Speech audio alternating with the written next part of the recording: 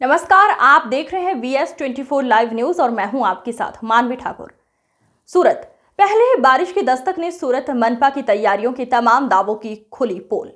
डिंडोली विस्तार में लगातार बरसात के चलते तीसरे दिन मुख्य सड़क धंस गई, जिसे पानी का एक टैंकर फंसा हुआ देख सकते हैं। मुख्य सड़क धंसने से वाहनों की आवाजाही बाधित नजर आई और साथ ही आम लोगों को मुश्किलों का सामना करना पड़ा। फिलहाल सूरत SIMC ने मरम्मत का काम शुरू कर दिया है। देखिए खास रिपोर्ट में।